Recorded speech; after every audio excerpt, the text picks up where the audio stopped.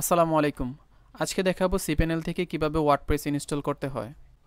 প্রথমে আপনার ডোমেইনের শেষে ক্লোন দিয়ে 2083 লিখে তারপর এন্টারে ক্লিক করুন।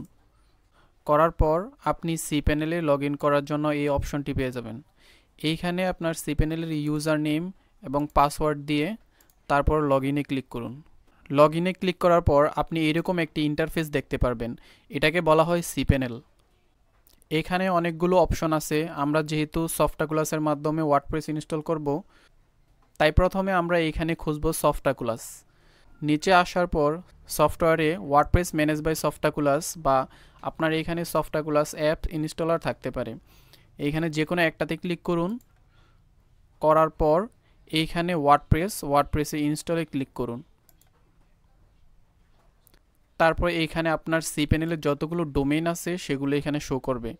এইখান থেকে https এটি সিলেক্ট করে তারপর আপনার কাঙ্ক্ষিত ডোমেইনটি সিলেক্ট করে যেটার মধ্যে আপনার ওয়ার্ডপ্রেসটি ইনস্টল করতে চাচ্ছেন সেই ডোমেইনটি এখানে সিলেক্ট করে তারপর ইন ডিরেক্টরি এই ঘরটাতে কোনো লেখা থাকলে সেটা খালি রাখবেন। আমাদের এই ডোমেইনে কোনো ওয়ার্ডপ্রেস ওয়েবসাইট বা কোনো ধরনের ওয়েবসাইট নেই, আমরা এইখানে ওয়ার্ডপ্রেসটি ইনস্টল করব। তারপর নিচে অ্যাডমিন অ্যাকাউন্ট থেকে ইউজার নেম এবং পাসওয়ার্ড দিবেন। দেওয়ার পর ইনস্টলে ক্লিক করবেন।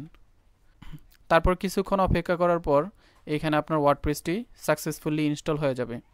তারপর আপনি চাইলে এখান থেকে অ্যাডমিনিস্ট্রেটিভ ইউআরএল এখানে ক্লিক করে ওয়ার্ডপ্রেসে লগ ইন করতে পারবেন, অথবা আপনি চাইলে রিটার্ন টু ওয়ার্ডপ্রেস ম্যানেজমেন্ট এইখানে ক্লিক করে আপনার cPanel-এ যতগুলো ওয়ার্ডপ্রেস ইনস্টল করা আছে সেগুলো এখানে শো করবে।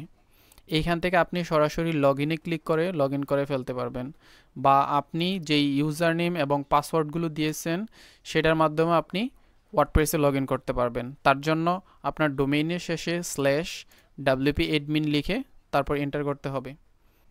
আমাদের ওয়ার্ডপ্রেস ওয়েবসাইট ইনস্টল করা কমপ্লিট। আর ওয়ার্ডপ্রেস নিয়ে যে কোনো কিছু জানতে কমেন্ট করতে পারেন। ধন্যবাদ।